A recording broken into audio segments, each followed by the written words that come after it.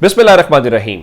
लाखों करोड़ों दुरूदो सलाम मोहम्मद मुस्तफ़ा सल्लल्लाहु अलैहि वसल्लम और आले मोहम्मद पर। मैं हूं उमर दराज गोंदल। जो सबसे बड़ी खबर इस वक्त हमारे पास आई है वो, जिस तरह मैंने आपको बताया था कि सदर आरिफ अलवी के पास एक तो आइन का आर्टिकल 45 है जो उनको ये इख्तियार देता है कि वो जिस वक्त चाहें किसी भी शख्स की सजा माफ कर सकते हैं। तो क्या ये इख्तियार वो इमरान खान के बारे में इस्तेमाल करेंगे?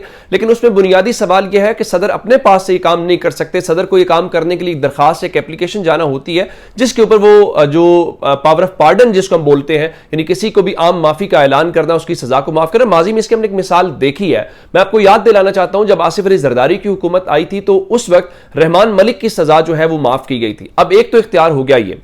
दूसरा, चूंकि इस मुल्क के अंदर जो सबसे बड़ा इशू है जिसके ऊपर आज सुप्रीम कोर्ट ने भी कहा है, पूछा इशारे से, ये बेसिकली एक इंडिकेटर था कि इलेक्शन कब करवा रहे हैं इलेक्शन कमीशन वालों से, तो डीजी लॉ ने इसके ऊपर लाइलमी का इजहार किया।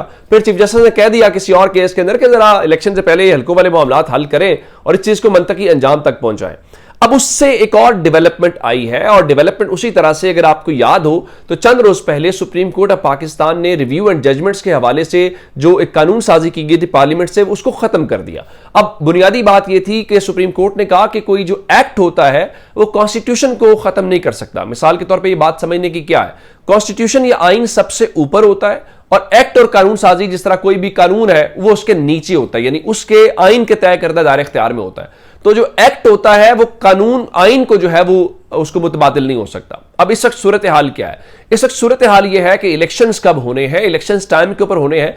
यहां पे भी अगर देखा जाए तो लगता यह है कि चाबी जो है वो सदर के पास है, या और सदर का मतलब यह है कि इमरान खान जाहिर है वो उनके वो मेन प्लेयर है।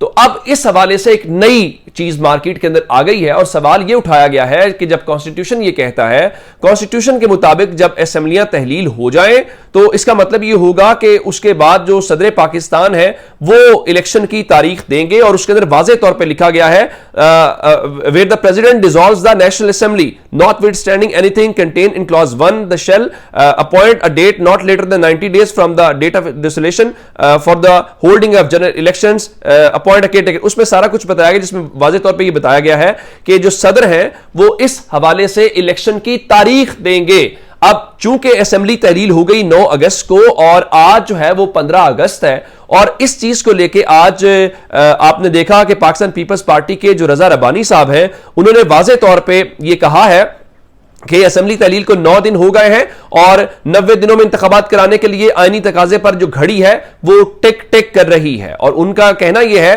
कि इलेक्शन कमीशन का आम इंतखाबात के लिए जामे बयान जारी ना करना अफसोसनाक है। आम इंतखाबात के निकाद में ताखीर से वफाक के लिए संगीन नताइज होंगे। बिल्कुल ठीक है, रजा रब्बानी साहब ये बात करें, लेकिन रजा रब्बानी साहब से सिर्फ एक सवाल है कि जब पंजाब और खैबर पख्तूनख्वा की असेंबलियां तहलील हुई तो उन असेंबलियों के तहलील होते हुए ये जो मौजूदा पीपल्स पार्टी है ये पीडीएम का हिस्सा थी, इस हुकूमत का पार्ट थी। तो सवाल ये पैदा होता है कि आखिर आपने उस वक्त इस चीज को क्यों नहीं किया? उस वक्त रजा रब्बानी साहब ने क्यों नहीं बताया कि वफाक को नुकसान होगा? उस वक्त तो फाज शहबाज हमारे दोस्त जब उनसे सवाल करने गए कि आपकी पार्टी की पॉलिसी क्या है, या आइन टूट रहा है, तो रजा रब्बानी साहब ने कोई मौकिफ नहीं दिया था और यूं गाड़ी में बैठ के पार्लियामेंट हाउस से निकल गए थे। तो अब आपको आपने ये जो नाम निहाद जमहूरियत पसंद है अपने हाथ काट के अब उनको दे दिए, अब वो जाने और उनका काम जाने। अब आपके बस की बात नहीं है, अब सिर्फ आप भुगते, और ये अब सब भुगतेंगे, हम भी भुगतेंगे। चूंकि इलेक्शन होता हुआ दिखाई, आज जो पहला इजलास जिस सिलसिले में बुलाया अनवारुल हक काकड़ ने, वो क्लियर इंडिकेटर है कि वो इलेक्शन करवाने नहीं आए, वो मईशत ठीक करने आए हैं, वो बाकी काम ठीक करने आए हैं। तो इतनी जल्दी शायद ये सारा कुछ जो है वो होता हुआ हमें दिखाई ना दे। लेकिन असल बात वो, मैं उस खबर की तरफ आपको वापस लेके चलना चाहता हूं जिसमें मैंने कहा कि जो सदर है ये उनके पास इख्तियार है, तो सदर इसके ऊपर खामोश क्यों है? अब इसके अंदर ये मुख्तलिफ जो मुबस्सरीन है वो कहते हैं कि इलेक्शन की जो तारीख है वो सदर ने देनी है, इलेक्शन कमीशन ने नहीं देनी। क्योंकि शहबाज शरीफ भी बार बार कह रहे थे कि हम आइन के तरीके से आए, हम आइन के तरीके से जा रहे हैं, अब असेंबलियां तहलील हो गई हैं तो इलेक्शन कराना इलेक्शन कमीशन का काम है, हमारी जिम्मेदारी नहीं है।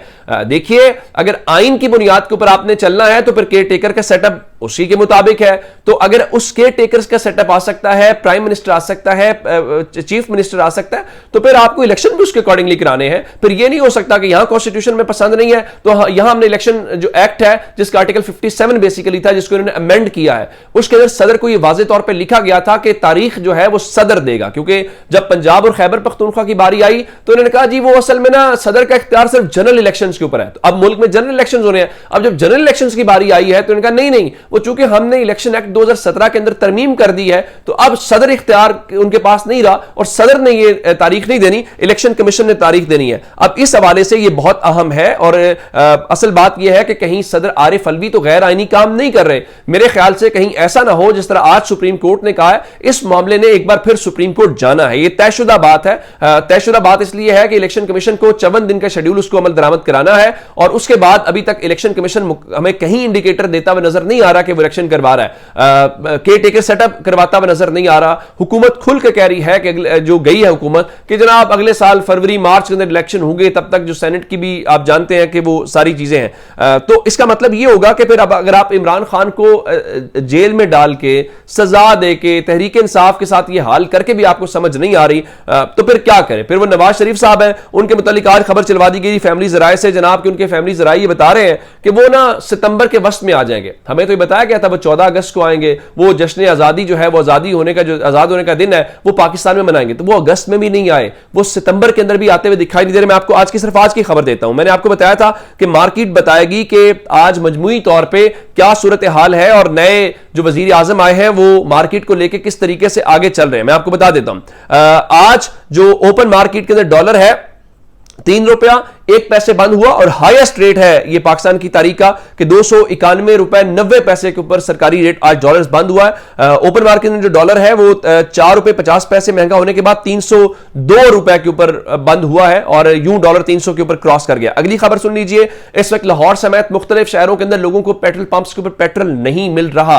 क्यों नहीं मिल रहा जी? निगरान हुकूमत उसमें इजाफा करने जा रही है। वो कितने रुपए है? वो मुख्तलिफ स्पेकुलेशंस है। कोई 20 रुपए की बात करता है, कोई और तरह से बात कर रहा है। चले जितना भी इजाफा हो रहा है तो उस इजाफे की बुनियाद के ऊपर मार्केट की यह सूरत हाल है। तो डॉलर बढ़ रहा है, पेट्रोल महंगा हो रहा है, बिजली के बिल मजीद आएंगे। तो उनका सिर्फ एक ही मुद्दा है कि हम अनवारुल हक काकड़ को डिलीवर करा लेंगे तो लोग इमरान खान की अच्छी कारकर्दगी को भूल जाएंगे, तो लोग नवाज शरीफ को, शहबाज शरीफ को, सबको भूल जाएंगे, कहेंगे जी वाह जी वाह, हमें टेक्नोक्रेट सेटअप ही चाहिए, यही मुल्क चलाएगा। तो मेरे ख्याल से यह होता हुआ दिखाई नहीं दे रहा। दूसरी जानिब इमरान खान की आज जो लीगल टीम है उनको एक बार फिर उनसे अटक जेल में नहीं मिलने दिया गया।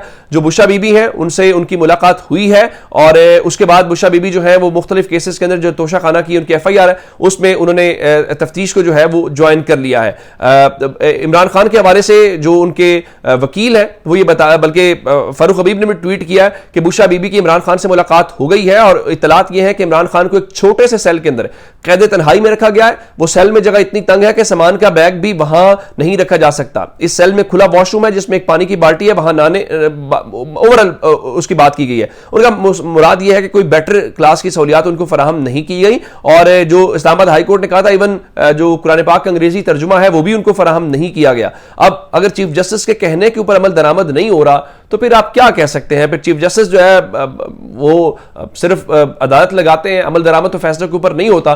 जरा एक और सूरत हाल का अंदाजा लगा लें कि इमरान खान की जो मुख्तलिफ 9 मई के वाकयात हैं, 6 मुकदमात के अंदर जमानतें जो है वो खारिज कर दी गई हैं। जज मोहम्मद सोहेल ने फैसला महफूज किया तो इंसदाद दहशतगर्दी अदालत ने उनके ऊपर वो अब उनको जाहिर है कि इधर से वो छोड़ेंगे तो उधर से गिरफ्तार कर लेंगे और बुनियादी वजह यही बताई गई है कि जनाब वो अदम पैरवी जो है उसकी बुनियाद के ऊपर है। अब एक बंदा जेल के अंदर है तो वो जेल से पैरवी कैसे करेगा? आपने उसको लेके आना था। दूसरा, इमरान खान के भांजे हसन न्याजी को एबटाबाद पुलिस ने गिरफ्तार किया। पहले में बताया गया जी वो लाहौर पहुंच गए, आज बताया गया नहीं जी एबटाबाद पुलिस ने फिलहाल उनको कोयटा के हवाले कर दिया। उनके वालिद इस हवाले से बहुत इल्जामात भी लगा रहे हैं, हालांकि वो बड़े मुस्लिम लीग नून के करीब तस्वुर किए जाते हैं, लेकिन अब उनको समझ आई है कि तहरीक इंसाफ ने पिछले थोड़े अरसे के दौरान क्या कुछ फेस किया है और कॉस्मेटिक किस्म के इकदाम किए जा रहे हैं। मिसाल के तौर पर इलेक्शन कमीशन ने साबिक वजीर आजम, वज़ीर आला और काबीना अरकान से सरकारी गाड़ियां वापस लेने का हुक्म दे दिया है और इलेक्शन कमीशन ने हुकूमतों को एक मरासला लिखा है, बहुत शानदार। कहता है जी इलेक्शन के इनेकाद के लिए बेहतरीन माहौल फराम किया जाए, हर सियासी पार्टी को लेवल प्लेइंग फील्ड दी जाए, विफाकी और सूबाई और मकामी इदारों में हर किस्म की भर्ती और तरक्याती स्कीमों पर पाबंदी आयद कर दी गई है। ये सारे कॉस्मेटिक स्टेप्स हैं। जब तक हकीकी तौर पर हमें नजर ग्राउंड के ऊपर इलेक्शन होते नजर नहीं आएंगे इन चीजों का क्या फर्क पड़ता है। अपना बहुत सा ख्याल रखिएगा। खुदा हाफिज।